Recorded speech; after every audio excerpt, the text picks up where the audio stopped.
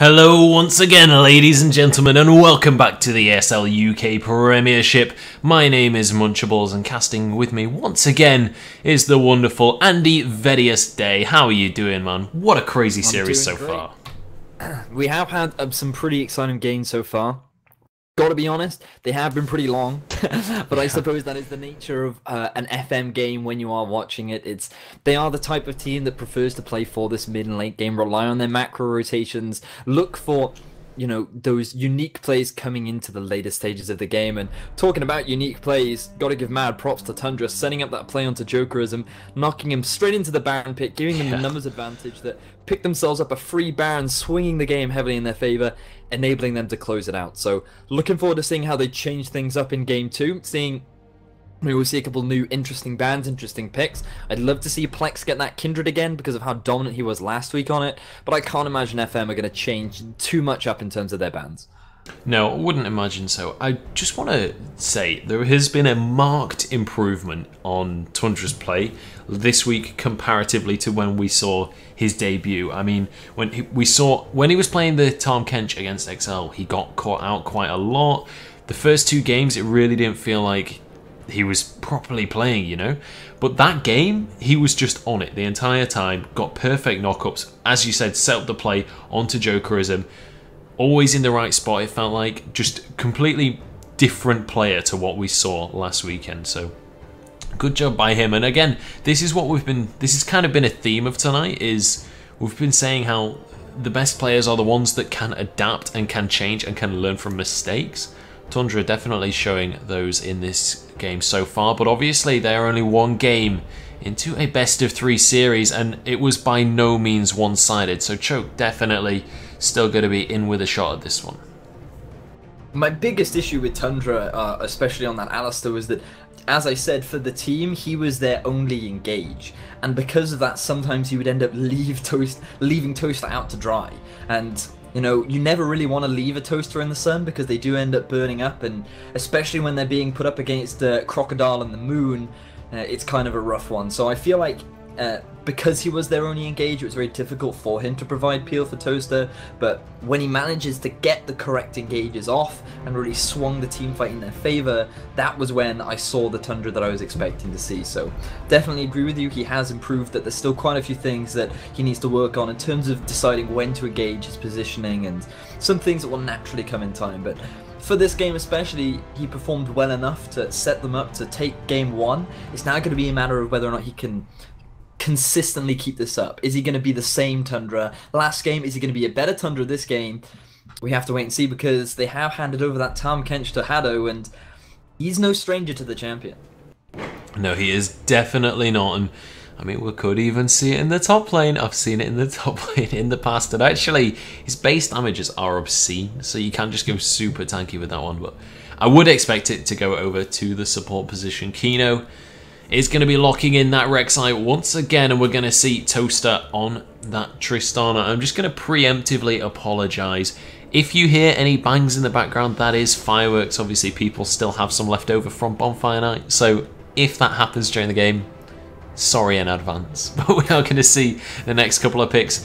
Fiddlesticks being hovered over, would be surprised to see that locked in, and it is going to be changed. So should know by now not to talk about hovers until they are locked in, and that is going to be a Cogmore locked in there. Yeah, that is going to be a Cogmore locked in. They're definitely going for more of a protect the AD style of composition. Last game, Jokerism was very much utility focused, with that Civ pick going very much for wave clear and utility on the hunt. But this game, they're like, no, we want more damage, we want Jokerism to be more of a threat, we want him to have more of a presence in the mid-late game, which I think is pretty smart, considering that is where FM like to play around. They like to be a late game comp, and by running this Cogmore, they have more of a late game presence. If it gets to 30-40 minutes, they have a threat that FM need to deal with. But as we saw in the last game, FM did a pretty good job of dealing with Jokerism, so but now he has the Tahm Kench available to him. Now that protection coming out from that champion will be a lot stronger, so it'll be a little bit harder to close that one out. And I also like the fact that Plex is returning to some of his roots. He's going to be jumping onto this Lee Sin. The early game presence that he can provide is going to be ridiculous. I think he's going to be setting up ganks all over the map. I think he's going to be trying to look for that early game pressure that Choke seemed to be all about. we'll have to see whether or not he can execute that properly. Yeah, absolutely. Now we see Zivers locking in the Victor. Now this is a champion we have seen him play a whole lot of games on. Very, very comfortable on this champion. And I mean, we've been saying that Zivers is almost like a cornerstone of the team, a player that they definitely like to play around. Now that he's on a little bit more of an aggressive champion like that Victor that you can make plays on, we'll see what he's going to be able to do. And I mean, we don't know quite what he's up against just yet. We'll see what Ravano opts to go for. The Diana is still open and available if he does choose to go for that one. Didn't quite work out how they wanted it to last game, but definitely still an option for him. Orianna is also another possibility that they could go for, but I was just about to say Ahri was the last option that I would have expected from Ravano, simply because he is that sort of aggressive mid laner, something that I suppose I would relate him very closely to what we saw Sean's sort of playstyle in the past, how he likes to win his lane, he likes to be aggressive, he likes to dominate his lane opponent and try to get a lead by forcing his lane opponent out, picking kills up where he can, and I think that does suit his playstyle, and with Ahri he can be, his mistakes are going to be slightly less punished than they would be on a Diana, but whether or not he can make that work against champions like a Braum and a Tristana is yet to be seen, because Braum, he can shield every single one of her abilities. He can pretty much deny all damage coming out from Ahri, so it's going to be difficult for him to get on top of Toaster in this game, and I feel like it's going to be down to him very largely, along with Numlocked, to shut down Toaster on this Tristana. But Flaxish, I talked about it last game, it was a possibility for him. This game he's going for it. He's going to pick up that Fiora. He has a play that is a little bit renowned in the ESL UK Premiership. When he was playing for Exertus, they went up against XL. He managed to get that 1 versus 4 on Fiora. I think there's a highlight clip of it somewhere of both you and Excandral getting absolutely crazy over that play. Very talented individual on this champion. Traditionally, it's banned away from him, but he's going to be given to it. He's going to rise to the challenge of going up against Numlock's Renekton, and I'm looking forward to seeing him play it again. Yeah, absolutely. And I mean, this lane is going to be a bloodbath. We are going to see a quick restart. Not 100% sure what happened there. I'm sure we'll get a message in a second letting us know. I believe the picks and bans will just be restarted in a second, and we'll be able to get everything underway. But Fiora versus Renekton. Renekton obviously renowned for being such an aggressive laner, such a powerful laner as well, able to zone away, able to batter on through. Well, we are going to see him against Fiora, which is renowned for sort of lane presence and also just being able to win the majority of matchups. So very intrigued to see how this one goes. Well, traditionally in the early game, Renekton is the one that has the advantage. You know, being a natural lane bully that Renekton is, that is the opportunity that Numlocked will have over Flaxish. It's going to be very much as to how Flaxish chooses to play this lane. I imagine he's just going to be fairly passive, try and get as much farm as he can, wait for those major items to be completed. Interesting to see whether or not he goes for either the Black Cleaver Rush or the Tiamat into Hydra Rush. Both are relatively viable, it depends sort of what you're after coming into the mid game, and eventually Flaxish will outscale Numlocked. It's just an inevitability, that is the nature of Fiora, she scales incredibly well, and I'm looking forward to seeing this matchup in particular. We have two carry top laners finally going up against each other. Maybe we'll see a bit more of a bloodbath. But on top of that, it's going to be Plex and Kino playing their staple champions. Plex is very well known for his Lee Sin. I want to think back to some of their first games in the ESL Premiership where he made some very flashy plays on that champion. Kino, he doesn't really apply very much early game pressure. He doesn't like to gank very much in the early game, but I think that does sort of complement FM's playstyle. He does very well in the mid game. He does a much better job of getting vision down with the rest of his team, making much more macro rotations, knowing exactly what he needs to do in team fights, and so it's going to be a difference in playstyles. Which one will work out more? Last game, it worked out heavily in favor of FM. This game, will Choke be able to change things up? Will their early aggression pay off? And can they set things up for their laners? See, that is going to be the question. And I mean, we mentioned how the lanes can be so important in these games, and we have some very powerful laners on both sides of the table. I'm intrigued by this Ahri versus Victor matchup. I definitely feel it's kind of a a skill matchup in terms of actually fighting with each other, but generally speaking, we wouldn't typically see them going for those fights. It's not something that we traditionally see. But like in terms of the laning phase, I think it'll be quite interesting, this bottom lane in particular. I haven't seen a Kog'Maw in quite a while, and paired up with a Tahm Kench, I think will be quite interesting. Simply because it's a matchup that I just haven't seen whatever. I haven't seen Kog'Maw be picked up once during Worlds, I don't think.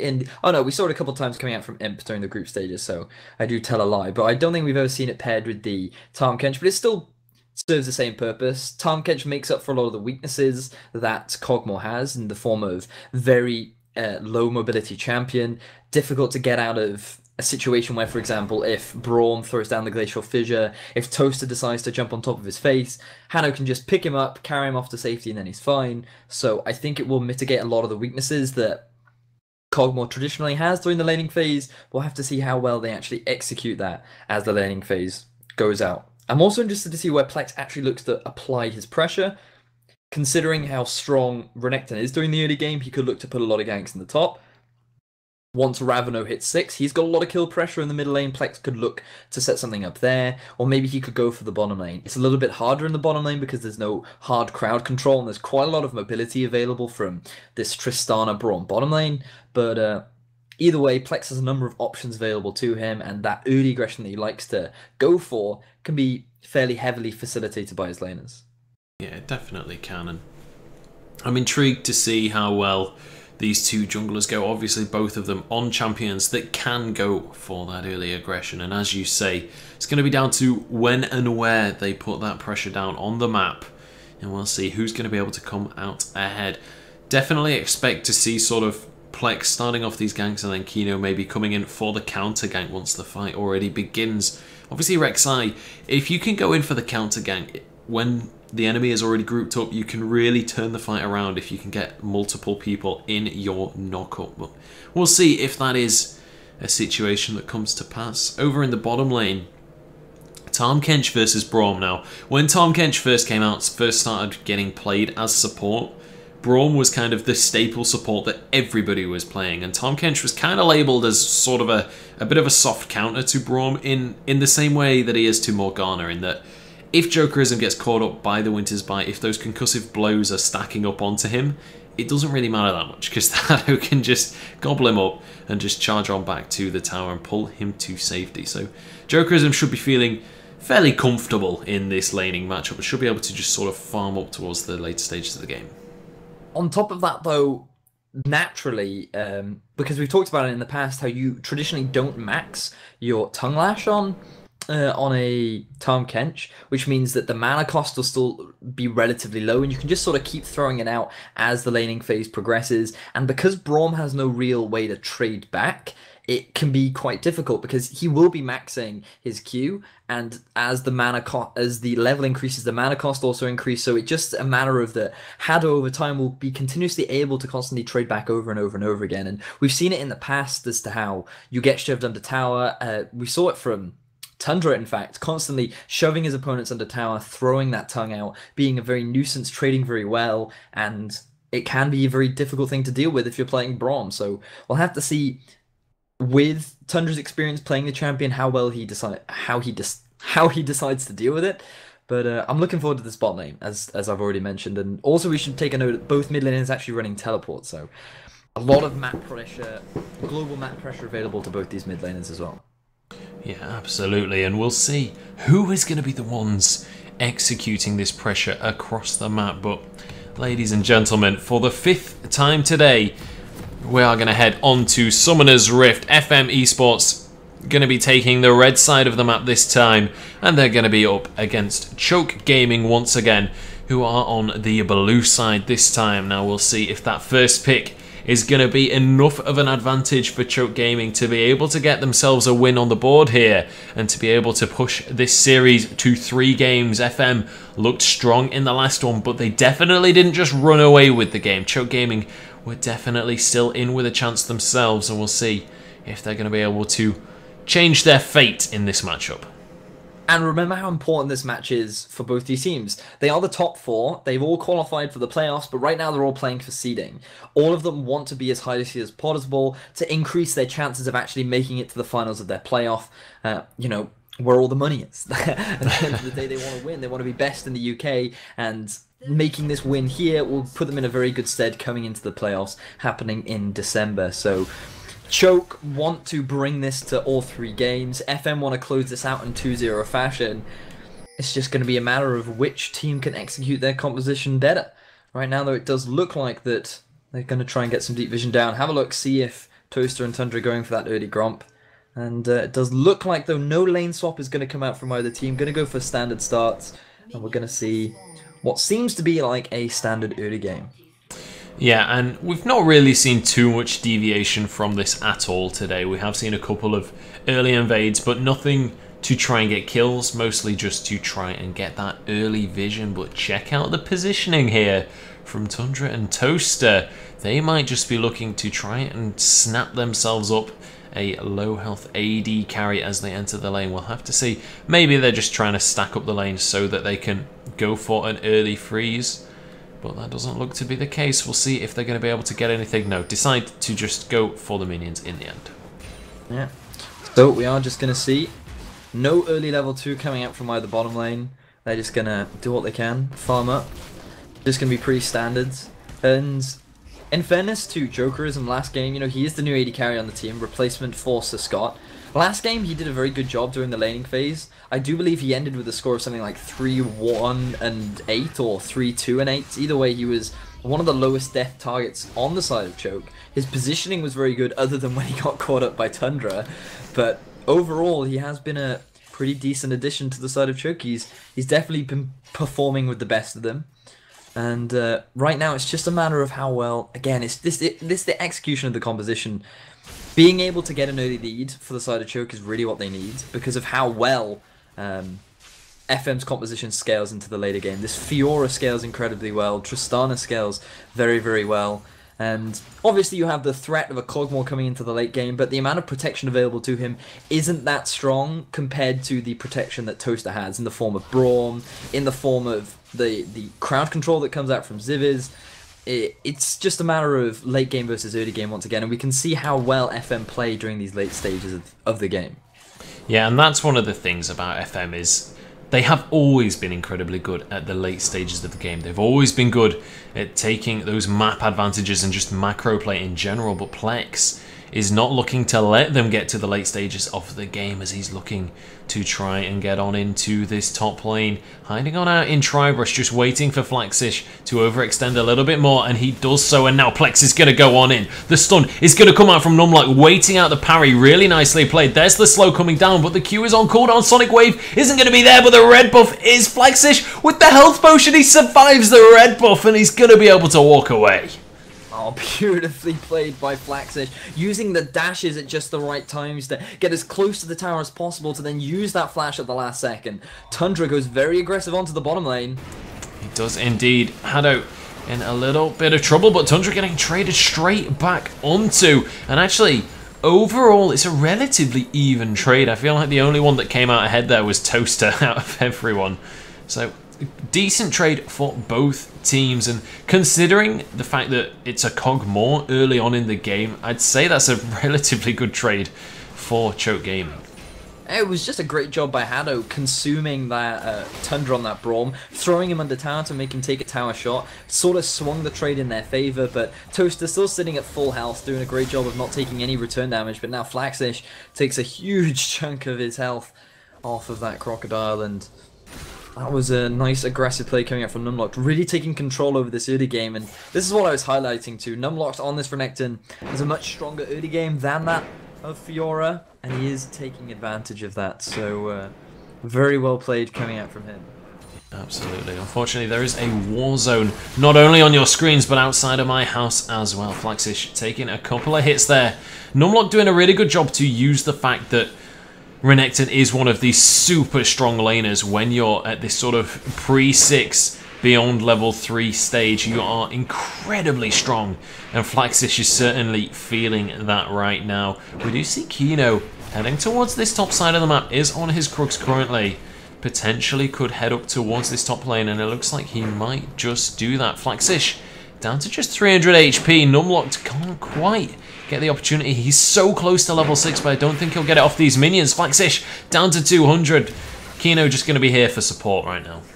Yeah, I think he wants to try and shove the wave out so that Flaxish can go back. But oh my god, Numlock just completely solo dives Flaxish. Kino's there, but there's nothing he can do. Numlocked with a beautiful flash play. Really nice stuff from him. He is level 6, and Nocturnal Plex is coming in from behind. Kino is in so much trouble. That's going to be the ultimate popped by Numlocked here. He's happy to tank up the tower for just a little bit. The Sonic Wave comes out, and that is going to be another kill. Numlocked doing a phenomenal job on this Renekton. Plex knows exactly where to be, and they pick up 2 kills in the top lane. Ravano in the mid, the Chaos Storm actually gets dropped down onto him as he's caught a little bit out of position. He's forced to use his flash over there as well, but what a great play from Numlocked in the top lane. I wasn't expecting that at all, and obviously neither was Flaxish. And with Kino Combo hanging around still, only being level 4 to the level 6 of Numlocked, he should have really expected this dive to come out. Great response from Plex to recognize when that dive was available to him.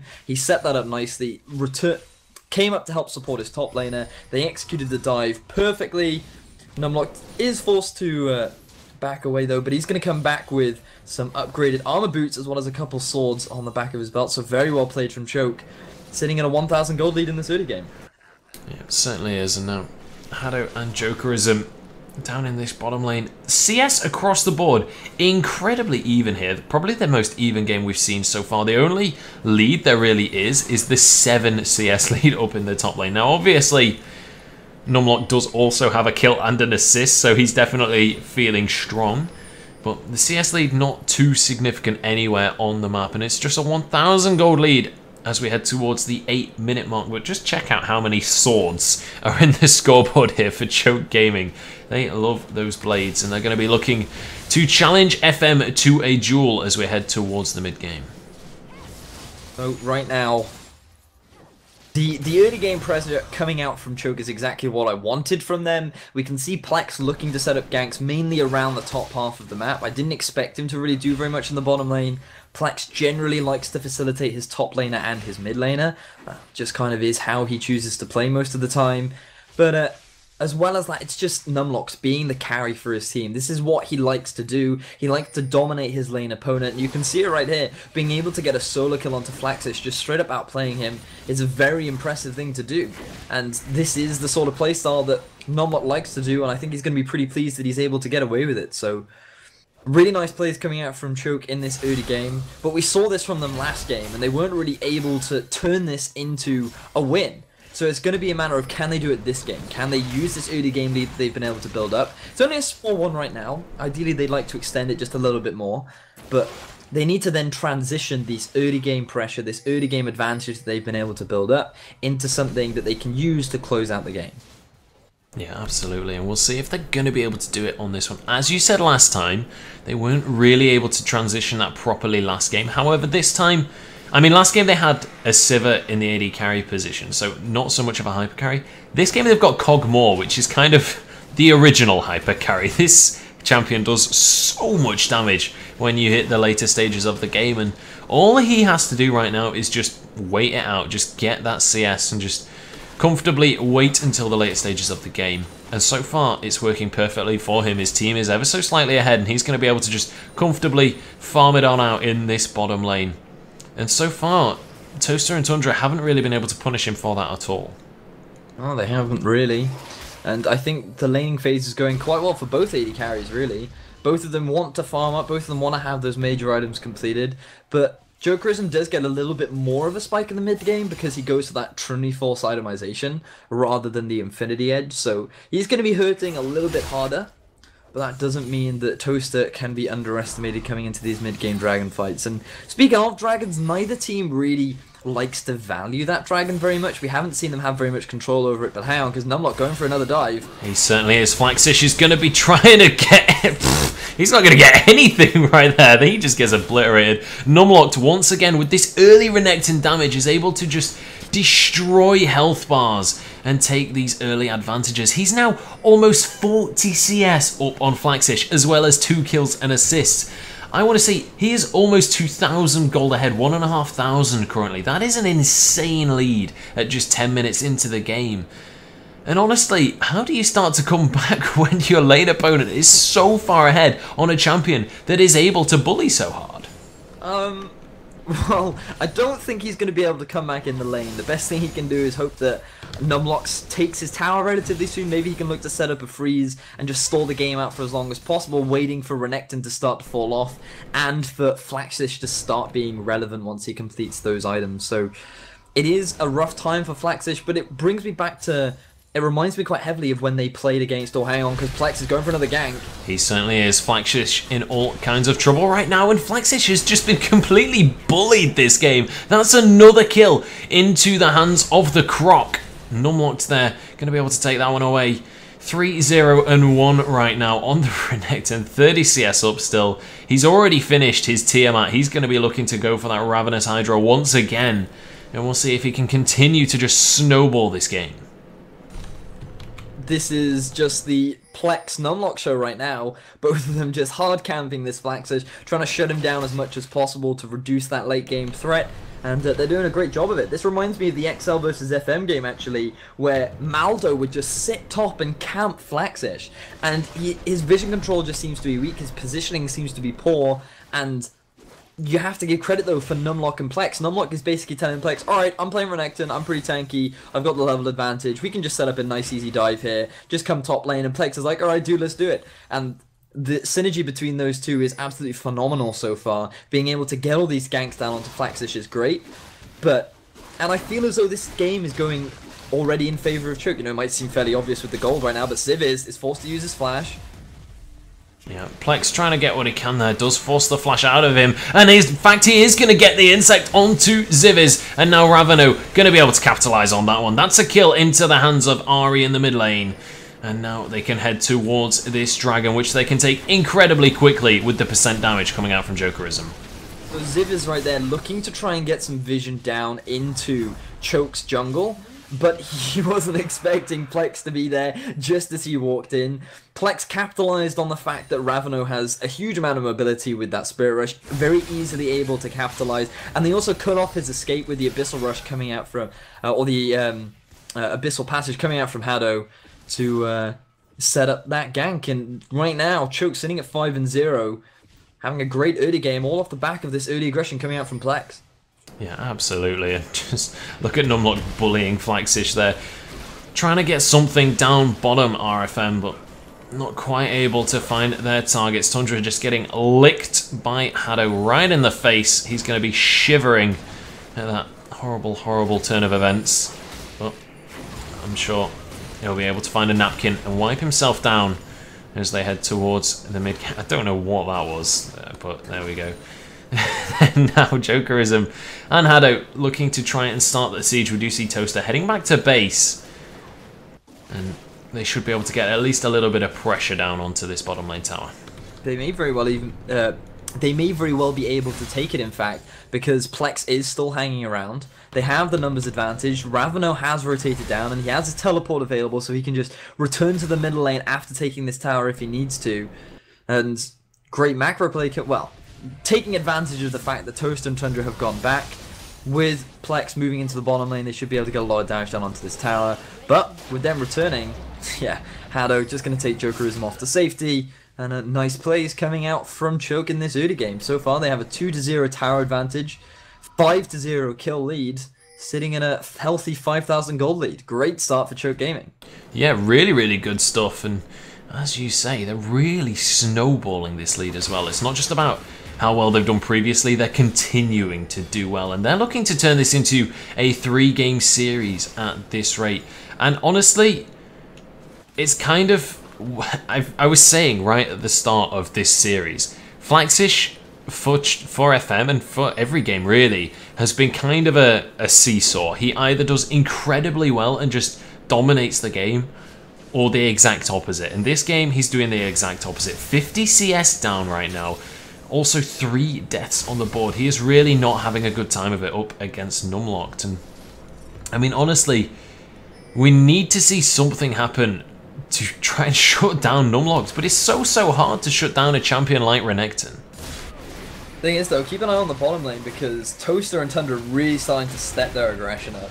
You can see that as Hado actually went to clear out a ward, Toaster and Tundra just jumped straight on top of his face. They forced the flash immediately out of Jokerism, and they now have full control over this bottom lane, constantly forcing Jokerism under the tower, having to play super passively, is going very heavily in favor of the bottom lane for FM so far. It certainly isn't. Let's take a quick look across the board. Let's take stock of our inventories here. CS-wise, definite advantage going over to Choke Gaming here. They have a 5 CS lead down in the bottom lane, 15 in the mid lane, then up in the top lane, 50 CS in their favour. Oh, yeah, we do see a little bit of a engage down in the bottom lane. They don't quite manage to find what they were looking for there, though. But the jungler is down here. Kino combo going to be looking to try and maybe get this lane gank going for them. That bottom lane brush is going to get swept out, which should be the green light for go for Kino to sneak on forwards, and he is going to do so. Maybe they start to look for a dive here. Jokerism going to get that Winter's Bite on him, and actually the jump forward from Toaster. Not looking for just the tower, they're looking to try and get kills, but they're not quite going to be able to find them, and actually Toaster found on his own underneath that tower there. It's going to take a chunk of damage. But all in all, unfortunately for FM, they're not quite able to make this gank work. Although they're coming right back around again, and Hado going to be knocked up. He's going to be stunned up, and he's going to go down. 3 teleports immediately channeled. Numlock going to be there on the scene, and everybody's from FM says, no thank you, I do not want to be fighting that crocodile. And they cancel their teleports immediately. That was a bit of a misplay coming out from Choke's bottom lane. And speaking of misplays, Plex is in a lot of trouble. He is indeed. Oh dear, Flaxish has found him. Gonna commence the grand challenge and finish off the enemy jungler. I feel like Plex was maybe in a position to help Numlock to get a kill onto Flaxish, and then Numlock teleported and potentially abandoned him. Not 100% sure, didn't quite see what happened, but Flaxish managing to get himself a little bit more gold in his pockets. That'll help him get towards those items. And Fiora is one of those champions that if you allow her to pick up any kind of sort of momentum, she will run away. Again, Ravano trying to get onto Ziviz here with the Spirit Rush. He is going to finish him off. Tundra tried to save his mid laner's life, but wasn't quite able to get there in time. Now he's going to get devoured. He might just be in trouble himself. A charm lands and he is going to go down. And now Kino, who was trying to save his support, is going to be in all kinds of trouble himself. The tongue lash comes out from Hado, and the bloodthirsty support picks up his first kill of the game. 2 versus 3, and Choke pick up all 3 kills for nothing. Ziviz was not expecting that at all. Ravano went back to base, he picked himself up the Luden's Echo, he teleports back in and immediately Spirit Rushes onto Ziviz's face. I was talking about how Ravano, you know, this recently it just hasn't been impressing me. Last game he was hyper aggressive onto Ziviz, but this time way more calculated. He recognized that he had the item advantage. He recognized that he could shut down Ziviz if he could just land his abilities, and that's exactly what he did. This is the Ravno that I wanted to see, and I'm incredibly impressed with how he executed that play. Choke really stepping things up in this game too, making this early game work for them, already sitting on a 7,000 gold lead. Yeah, and they're going to be able to grab themselves a second dragon just as the cherry on the cake right now. Certainly feeling to be in an incredibly strong position.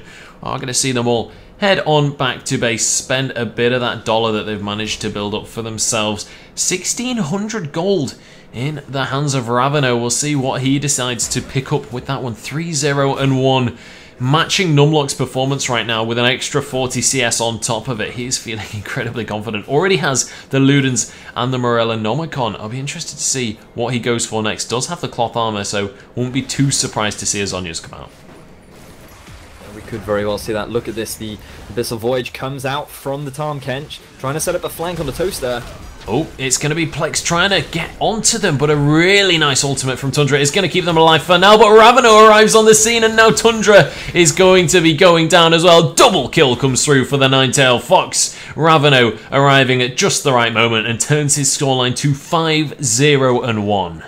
Oh, what a beautiful Abyssal Voyage coming out from Hado to completely cut off the escape route of Toaster and Tundra. I feel like they thought that Jokerism was also going to be in the warm clutches of Hado, and that meant that they had no way of escaping backwards, so they tried to go forwards, but then they realized that Jokerism and Plex were the ones straight in front of them. They then try to run up through the river, but Ravano is like, hey guys, I am also here, and they get collapsed on from all 4 sides. Toaster even uses his flash at the last second to try and avoid that last bit of Spirit Rush damage. Unfortunately was unable to do so, and they're able to pick themselves up another couple of kills, and Ravano extending his score to 5-0-1. This guy is really doing a good job this game compared to his last game. He was a large reason as to why Choke couldn't really have a massive impact last game, but stepping things up and coming into game 2, picking up this Ari, one of his comfort champions, really having a fantastic game so far. Very impressive with his performance, and now it's going to be a matter of, can Choke look to try and close this out? They have the early game lead. We talked about how they needed this to be able to close this series out, or this game out in particular, and now it's about a matter of trying to get some deep vision down, playing around that vision, looking for these neutral objectives available to them, and trying to force FM into fights they just can't win. Oh my goodness, Look at Flaxish. The damage coming out from Numlocked is absolutely obscene. Tundra arriving on the scene to try and protect his top laner as Combo gets aggressed upon by Plex. But they don't decide to go too deep for this one. The AD carry of FM, Toaster, heading on up to this top lane as well. He's looking to try and protect his team here as they head towards this top lane tier 2 tower. There's a whole lot of T's in that sentence. And we'll see if they're going to be able to go for anything. I don't think Choke are really looking to set up sieges at this stage, but maybe they might just go for it anyway. Numlock does have that teleport. If he does choose to use it, could just head down towards that bottom lane and get the split pressure going. But just look at the damage that is in the inventories right now of Choke Gaming. Ari with 2 needlessly large rods already, got that Ludens already, and has a second one on top of the Morellonomicon. Is doing an incredible amount of damage, and not to mention as well, the Orb of Deception does true damage on the way back, so a chunk of it is going to be damage that you can't build against. Whoa! Oh, Plex, you okay there, buddy? He's going to be going down. Tundra trying to do what he can to capitalize on that. I don't think they'll find another player, but Plex maybe going just a little bit over-aggressive there. Well, I don't think he was expecting that at all. He set up for the insec onto Toaster, and he put the ward down behind him, but Toaster was just like, nope. Shoots him into the warm embraces of Civiz, who has a beautiful Chaos Storm that lands on top of his face, and Flex gets instantly deleted. So, very nice play coming out from Toaster, and I think that caught us all off guard just a little bit, but to be able to get a return kill, very nice from FM. Yeah, it certainly is. And that is going to decrease the gold gap ever so slightly. And when I say ever so slightly, I mean it. They are still 7,000 gold ahead. At least Choke Gaming are. And the Abyssal Voyage going to go out towards this top lane. Flaxish immediately backs away.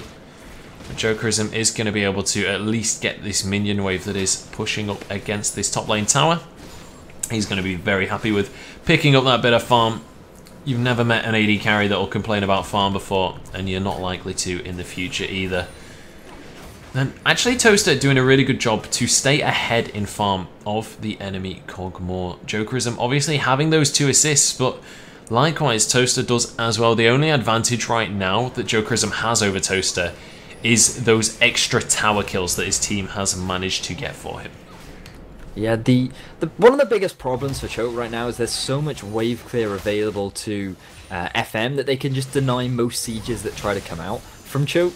So they're using the split push pressure coming out from Numlock to try and draw the rest of FM away from the team, and they're going to try and use that numbers advantage to look for this Baron play. Teleport has come out from Numlock. They should be able to pick this one up.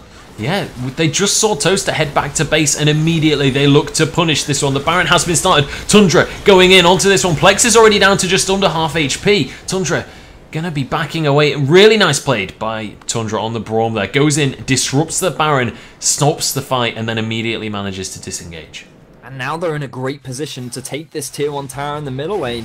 A very smart play coming out from FM, and that was, yeah, exactly as you said, Tundra throwing down that Glacial Fissure to then force Choke to try and engage onto them, but because of the positioning of the Glacial Fissure, they had to run straight over the slow, and there was no way that they could catch up to Tundra. He just jumped to the rest of his teammates, and even though Toaster wasn't there, in a pretty much 3 versus 5 scenario, they prevent Choke from getting that Baron, and that was very well played, very smart decision making, and credit to Tundra there, another fantastic play coming out from him.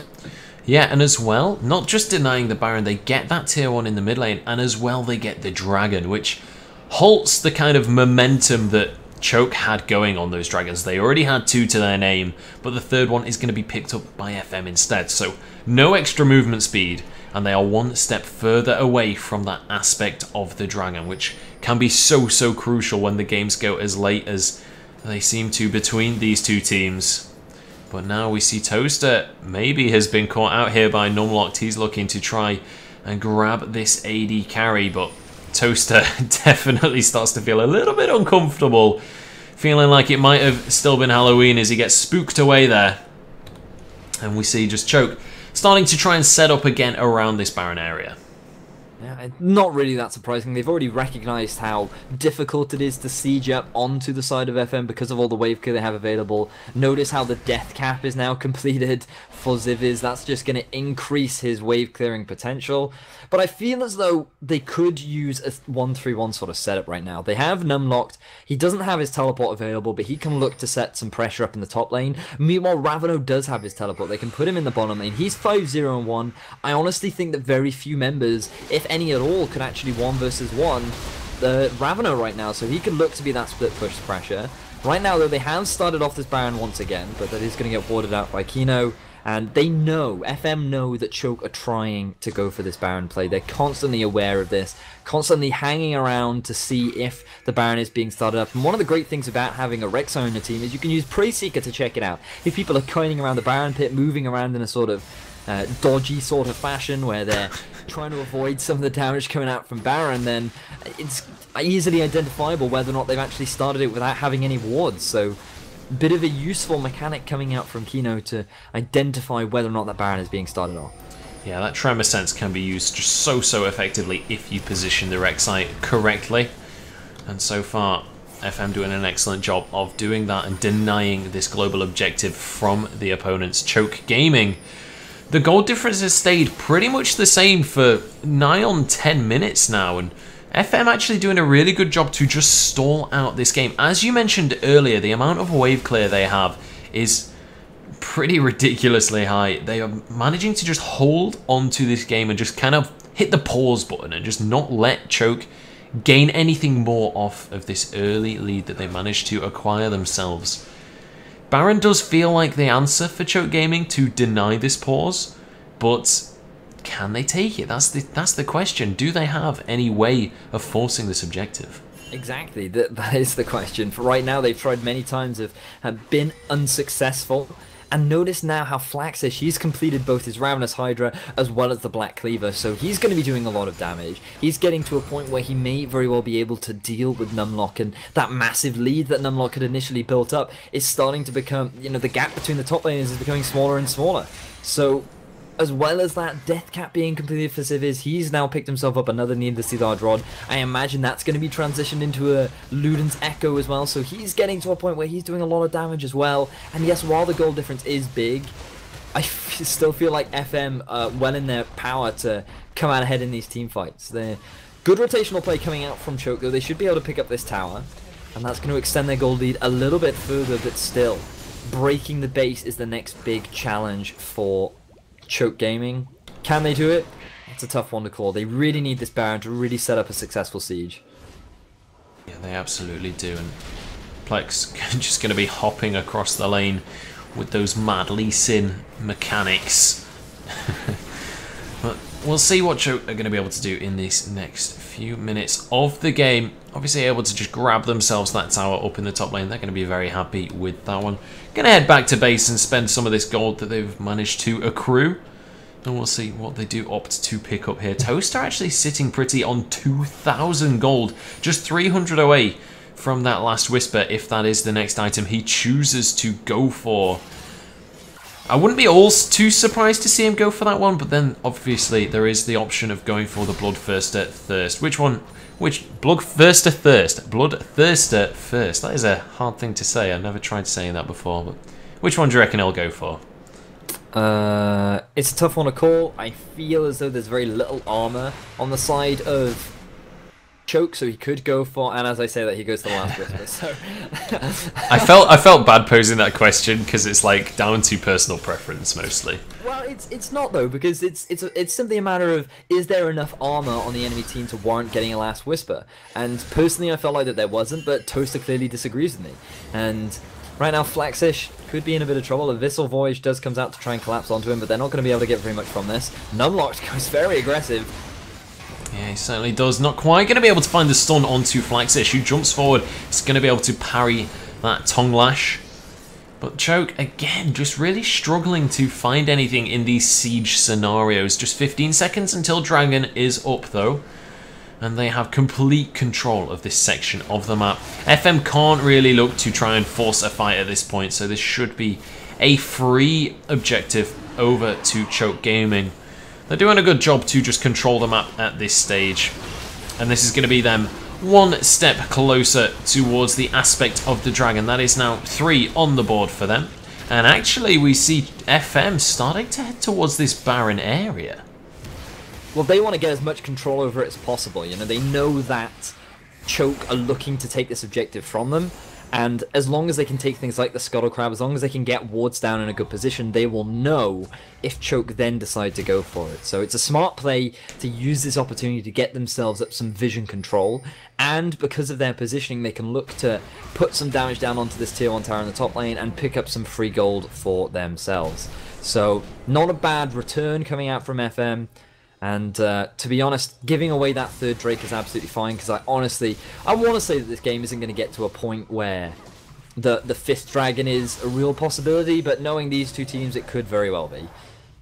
Yeah, absolutely could be, and we'll see if that is going to be the case, or whether one of these teams manages to sort of get their foot in the door and maybe grab that Baron for themselves, or just find a pick and use that numbers advantage to force some more objectives. It's definitely something we've seen happen in the past. I mean, last game it felt like FM pretty much won because they managed to find a pick onto Jokerism. We'll see. Obviously, they were winning for the majority of the game, but that definitely felt like the tipping point that threw Choke out of that first one. We'll see if anything similar is going to happen in this game, or whether it is just going to be down to who has the better macro play here. Yeah, this is game 2 of this series between FM and Choke Gaming. If you've only just joined us, FM currently lead the series 1-0. And right now, another trade is kicking off between Flaxish and Numlocked. It certainly is. The teleport going to come down, and this is what we were talking about. Flaxish really starting to outscale Numlock, but Numlock flashes forward for the stun. He's not... Oh, he's going to donate this kill over Raveno, looking to try and get it without the Spirit Rush, but he is going to have to jump forward in the end. But in the meantime, the rest of Choke Gaming is dropping like flies. That is going to be a 3-4-1. They committed way too much to try and kill Flaxish, and now they might just have given up this Baron. While Flaxish was drawing all that pressure down into the bottom lane, Civiz solo kills Nocturnal Plex. He rips through his defenses and easily picks that one up, but it does look like Choke don't want to give this away completely for free. No, they don't indeed. Ziviz doing a good job of just zoning people away, though, and that is going to go down in the end. Raveno and Numlocked couldn't quite finish, or couldn't quite get their toe in to try and contest that one. And it is going to be the Baron finally picked up. Not really... I didn't really expect it to be FM being the ones picking up that Baron, but a really nice decision to force that fight when they saw two people going bot, and they managed to take an advantage. The thing is, for Choke, that at this point, their only real way to close out the game was Baron. FM recognized this, and so all they did was just kept playing passively. They just waited. They maintained very solid vision control around Baron. They were always aware that Choke wanted to go for the Baron, and so they made sure, right, as long as we don't give this Baron away, we'll be fine. And they just waited, they waited, they waited, and finally Choke made a mistake. They invested so many resources into Flaxish. Nocturnal Plex also ended up getting caught out of position in the middle lane. That Rylai's on Ziviz really denied him from being able to escape the Chaos Storm with the Death Ray, and then they just caught Hado and Chokerism out of position as well. It was very well played by the side of Choke. Right now they're looking for a pick onto Kino, but he's just going to tunnel right out of there. Very smart play coming out from Choke, and right now it feels like they're kind of in the driver's seat. Yeah, it definitely does. Obviously, while FM did manage to get the Baron, it's very difficult to use a Baron if you can't even get into their half of the map. You have to be using that to siege. Obviously, it is going to make it difficult for Choke to be able to pick up any more towers, but I mean, it's not like they were picking up many towers before the Baron went down. So, honestly, while it is a nice pickup for FM, I don't think it's really put them in the lead just yet. Thing is, for Choke, there's always that threat of the Cogmore as well. He's going to be continuing to get those items. He's going to gradually scale up and become this massive late-game powerhouse that could swing the fight in Choke's favor.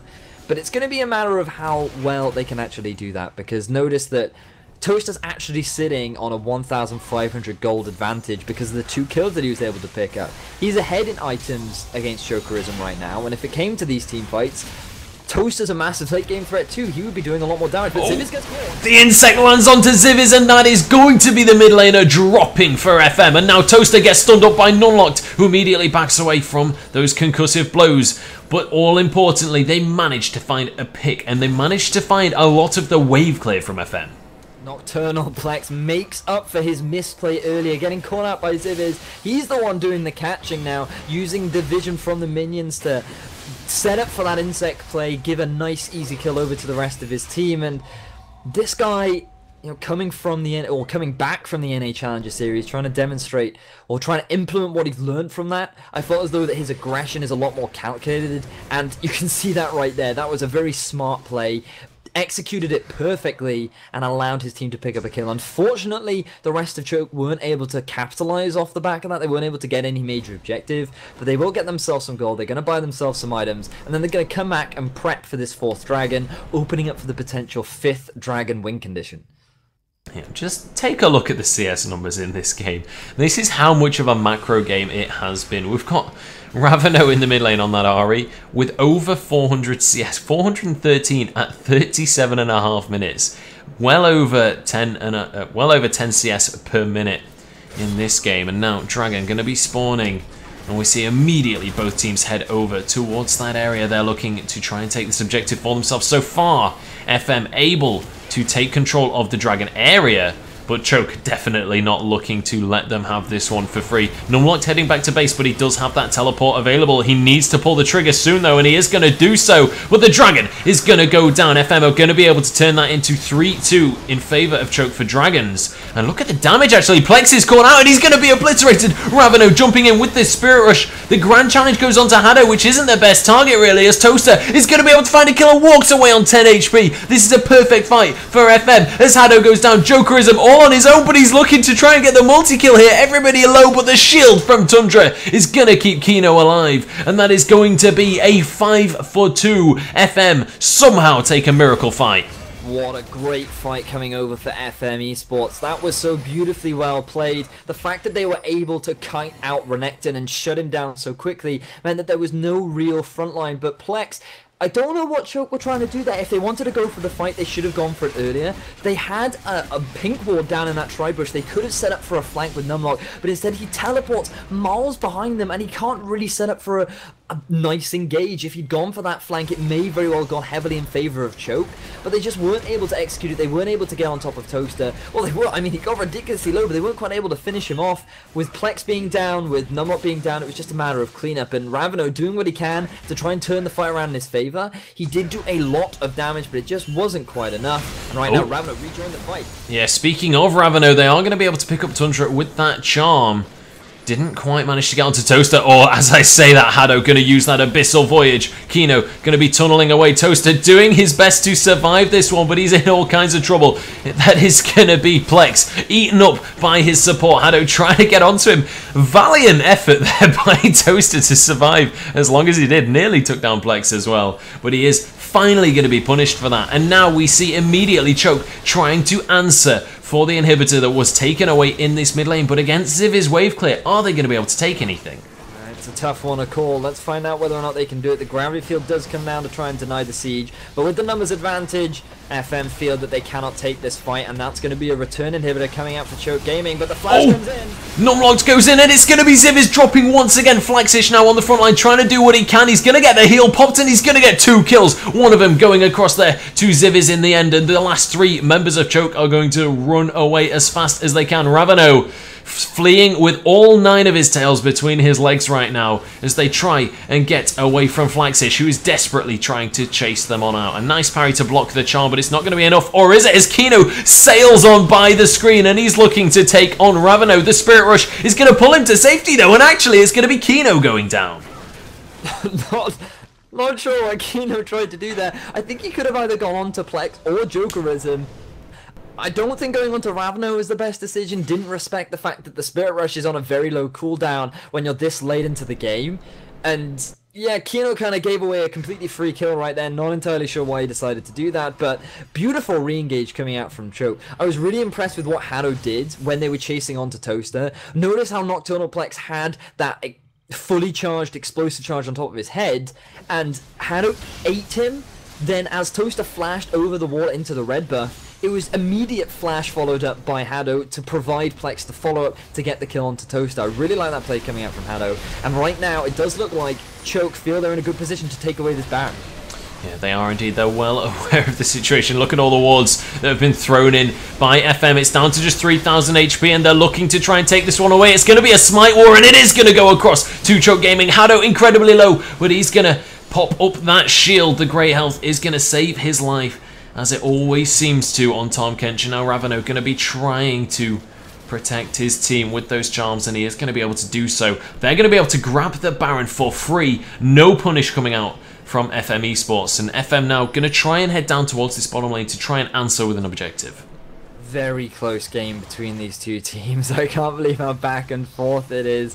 There's always that presence of the late game Kog'Maw, and Ravano just doing so much work in these team fights. But it does look like FM setting up for a potential flank. Jokerism needs to be super careful. Oh no, this is the worst target Choke could ask for. That is going to be the AD carry going down. Numlock jumping into the fray, but without an AD, they are going to be really struggling in this fight, and Ravano is going to survive. The Zhonya's comes out. Plex now in a 1 versus 3 at the moment. He is going to be dropping. That's going to be another kill over towards Toaster. Flaxish finishes off the Tom Kench in the meantime, and now there's just 2 members remaining for Choke. There's already an inhibitor down in the mid lane, and it looks like FM have had enough. They're looking to try and turn this series into a 2-0 in their favour. Still down on gold, but they're looking to end anyway. Tundra going to tank up this tower for a little bit now as the Glacial Fissure lands onto Ravano, denies a Spirit Rush. Flaxish so low, and Numlocked is going to finish him off, but Ravano having to jump back out of that fight with his flash. Toaster now trying to do what he can, trying to get some damage down onto the big Crocodile, but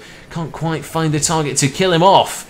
And it is going to be Choke Gaming clinging on to this game by the very tips of their fingers. Oh, Jokerism once again being the one to get caught out. That almost swung the game back in FM's favour, but some very nice charms coming out from Ravano and good decision making coming out from Numlocked. Look at Numlocked. Help keep the rest of Choke alive, but Numlocked going for the back door. He certainly is. He's going to be able to take this tower for sure. I don't think he'll be able to get an inhibitor, but they're certainly not going to be too upset with that consolation prize. And now Dragon is up in just 15 seconds, and that looks to be the next objective they go for. What a close game between these two teams. Dragon is going to be available. This would be the 3rd Dragon for FM Esports, and the 4th Dragon going over to Choke if either one of them can pick it up. With Flaxish still dead and the teleport unavailable, I imagine this is going to be a very easy Dragon going over to Choke Gaming, and that means that they're in a position to look for this 5th Dragon at about 50 minutes. I talked about potentially being a long game between these two teams, and it does look like that's what we're going to get. So, very close game between these two teams. Could very easily swing either way. You can already see max build almost being completed for everyone so far. And as I say, that Numlock just finishes off his final item. He is now maxed out, going for a very itemization, damage heavy slash. He's going for the off-tank builds. Juggernaut very centric. Meanwhile, Ravano completed now everything. He's full damage. Decided that he didn't want to go for something like a Rylai's for a bit of utility. Just going for as much damage as possible. And Joker isn't really far behind his counterpart. Toaster has a level advantage, the CS difference is pretty significant, and there's a 2,000 gold difference between the two AD carries right now. Once Jokerism completes his Infinity Edge, he's going to be one scary AD carry, but right now, the difference between Toaster and Jokerism is so big that the fight should swing in the favor of FM Esports. It's just a matter of getting those right fights and trying to catch Jokerism out of position. He has no summoners available. It's perfectly possible for Flaxish to get on top of him. Let's find out whether or not he can do it. Yeah, absolutely. The mid lane inhibitor has now respawned for both teams, so there are going to be no super minions on the map, and that pressure is going to be sort of relieved from them both. And we see Numlocked starting to split push up in this top lane. Doesn't have his teleport available though, so should FM be able to force an engage in this mid lane, he will be late to the party, but he is going to be heading down towards his team now. What a crazy long game between these two teams. I wasn't expecting it, to be honest. I felt like if Choke got the lead that they could just run away with it, but I didn't take into consideration the ridiculous wave clear available to FM Esports, and it's doing them massive favours. But Numlocked is out of position. He certainly is. He's going to stand up against that wall, so the Vitals can't be procced there, but he's just made a misstep and he's gone too far out. Numlocked has to flash over the wall, but I do expect him to be going down here. In the meantime, there's a fight over the inhibitor. Ravano picks up a kill onto Zivez. Nocturnal Plex hanging out at the back of the fight right now as Tundra gets caught by a charm. He's going to go down as a double kill, gets picked up by the Ninetail Fox, and now Flaxish jumps in to try and do what he can, but what he can is not very much as he falls to the deck. And that is going to be the mid lane inhibitor in favour of Choke Gaming, and now they can head up towards the top lane as well. It is very risky though. Toaster's still alive and available to them if they need it. Jokerism, he's pretty strong right now. He finally hit level 18, but they're looking to take down the second inhibitor. Very long death times. They should be able to pick this one up. They should indeed, unless Kino and Toaster can somehow pull something ridiculous out. And in the meantime, there is a phenomenally huge minion wave down in that bottom lane. It's taken a tier 2 tower, and it's looking to push up even further. And when someone goes to answer, that's immediately when Choke start to try and capitalise. They're looking to try and potentially end the game, at very least take one of these Nexus towers. But Kino and Toaster immediately realise what's going on. They answer by going back up towards this top side, and they deny any further pushing. Oh, well, so Choke come out ahead in this team fight, ended up going 2 for 3. Numlocked ended up losing the 1 versus 1 against Flaxish, but when Flaxish rejoined the fight, he obviously didn't have that grand challenge available anymore, so the fact that he didn't have that sort of sustain meant that Jokerism could easily take him down, and with him down, as well as Zivez being knocked into the rest of the team, it's just the Ravano story right now. This guy, I talked about how in the past he is the fill-in for Alchemist. Alchemist, who is arguably the best mid laner in the UK during his prime. He's filling in his shoes, and in the past I've been a bit questionable. Can this guy do that? Can he really perform at the same level that Alchemist has done in the past? And this game he certainly has. 13-1-6, being massive for his team, always getting the picks that he needs to, always being in the right position at the right time. He's really being a large impact in why these team fights are going in Choke Gaming's favour.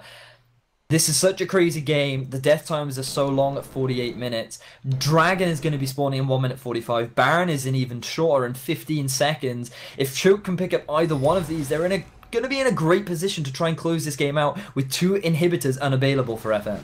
Yeah, and the Baron is literally about to spawn. The vision control is still in favour of Choke Gaming. FM going to be trying to deny that fact from being true, but the Baron has been started. A quarter of its health immediately burst down, but the teleport comes on through from Flaxish, and that immediately is going to be the red light for Choke Gaming. They back away from that objective.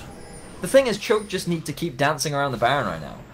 With the super minions just pounding on the base of FM, somebody has to go back and deal with it. Zivez is the only one with his teleport available, so Flaxish is going to hang around. And now that Numlocked has his teleport available too, he can be a split push threat in the bottom lane. So not only is there going to be a split push threat coming out from Numlocked, there's also going to be the super minions pounding on the base, and FM are just going to have to somehow find a way of dealing with it. Otherwise, they're going to lose this game. Choke don't need to make any rash decisions right now. This game is very much in their favour. It's their game to lose from this point. Yeah, absolutely. And you can see Numlocked down in that bottom lane as well. Just starting off that split pressure, making sure that FM can't just wander around their jungle willy-nilly. They have to dance to the beat that Choke Gaming are drumming up right now. And they're looking, every single time anyone gets a ward anywhere near this big purple worm, they immediately deny that vision from their opponents. And look at this, Kino and Tundra just trying to do their best to get some kind of vision of the Baron area. But it's just consistently being denied by Choke Gaming here. Oh man, what a tense game between these two teams right now. What I really like though is that Numlocked, he's going to solo out the dragon, he's going to pick the 5th one up by himself, and if they want to try and stop him, then what are they going to do? They're going to leave their base exposed. Notice how now Plex is moving down, but Flaxish and Tundra are responding. They want to try and stop this 5th dragon. They may very well be able to do it. Yeah, they might just be able to, but the teleport as well as the Abyssal Voyage are going to happen, and it's going to turn into a 5v5 in no time. Flaxish flashing over to finish off Nocturnal Plex, and he is going to do so. But in the meantime, Ziv is fell once again. He's been focused so hard in these team fights, and it is going to be the aspect of the dragon now for Choke Gaming. And with this, they might just be able to end the game. It was only a 1-for-1 trade. Jungler for mid, though, definitely in favour of Choke Gaming. And now Toaster having to leap away with that rocket jump. Numlock leading the charge here for Choke Gaming. They're looking to end. They have super minions pushing onto these Nexus towers. Look at the damage Numlock can do. And this is going to be Ravano stepping on forward, trying to finish off these members, and they are going to be dropping like flies. Double kill comes through for Jokerism. That's going to be the last Nexus tower falling down to the ground, and that is going to be the Nexus crumbling. We are going to a 3rd game, ladies and gentlemen. Choke Gaming take down FM for the 2nd game in the series.